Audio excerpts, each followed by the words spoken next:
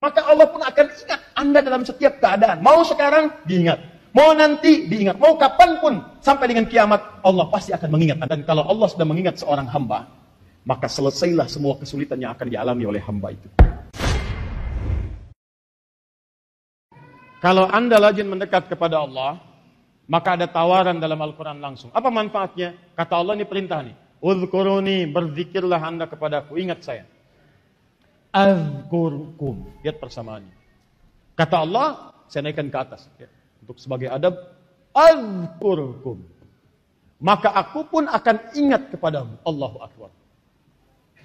Kata Allah, Anda ingat saya pasti ingat kamu. Fadhkuruni, ingat saya, ingat saya, ingat saya. Bagaimana mengingatmu ya Allah? Ya, lihat Quran, baca Quran, amalkan Quran. Ya, lihat mushaf, bacakan mushaf, amalkan mushaf. Baca, amalkan, dekati Allah Subhanahu wa taala. Maka saat Anda ingat kepada saya, kata Allah, aku pun akan mengingatmu. Dan perhatikan, saya berikan rahasia yang sangat besar. Ketika Allah mengatakan saya akan mengingatmu, itu kalimat yang menggunakan fi'il mudhari.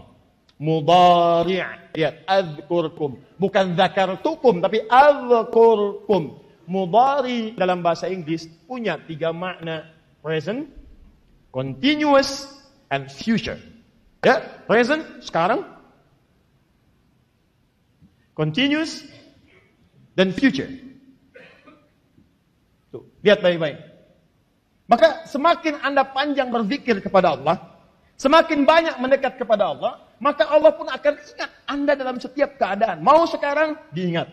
Mau nanti, diingat. Mau kapanpun, sampai dengan kiamat, Allah pasti akan mengingat Anda. Dan kalau Allah sudah mengingat seorang hamba, maka selesailah semua kesulitan yang akan dialami oleh hamba itu. Silahkan cek. Kalau nggak percaya silahkan. Dekati Allah.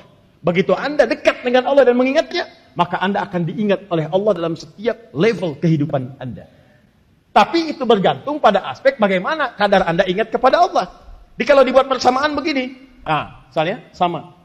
Anda di sini hamba yang ingat kepada Allah. Nah, kadar ingatan Anda kepada Allah itu akan sama persis jawabannya langsung dengan ingatnya Allah kepada Anda. Jadi kalau Anda berikan ingatan kepada Allah, ingat Allah 50%, maka Allah pun berikan 50%. Contoh ya. Nah, ini praktek nih, pelan-pelan. Sebentar, sampai sini paham? Halo? Sebentar, saya menangkap wajah-wajah yang tertutup, ada kabut-kabut keraguan.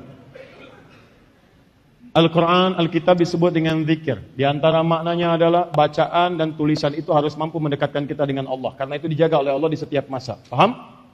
Baik, kalau Anda mempraktikkan ini, apa yang didapatkan? Didapatkan adalah manfaatnya, maka Allah akan mengingat Anda dalam setiap aktivitas. Dalilnya apa? Al-Baqarah ayat 152.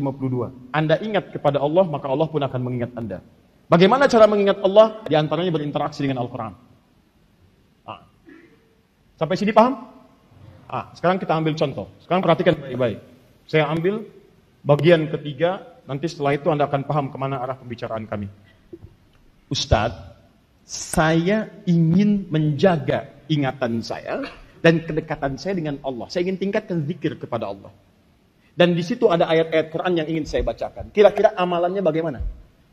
Apakah langsung baca Al-Quran? Apakah dengan saya menghafalnya? Apakah dengan saya membaca tafsir dan sebagainya? Bagaimana caranya? Supaya saat saya kerjakan itu, Allah pun ingat dengan saya. Dan saat ingat dengan saya, maka Allah akan mudahkan kehidupan saya. Maka diturunkanlah oleh Allah beberapa amalan-amalan, langsung dengan namanya zikir, yang dengan amalan itu, Anda saat mengerjakannya akan diingat oleh Allah dan dijaga semua level kehidupan Anda.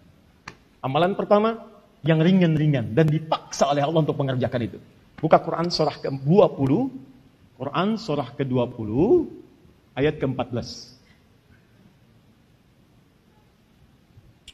Ini catat betul urutannya ya, karena ini belum ada di satu kitab ini. Ini belum dituliskan di satu buku. Saya mengeluarkan dari runtutan ayat-ayat Al-Quran dan di sini pun belum ada. Ya. Lihat kalimatnya. Innani anallah. La ilaha illa ana fa'budni. Wa aqimis salata li dzikri. Zikir.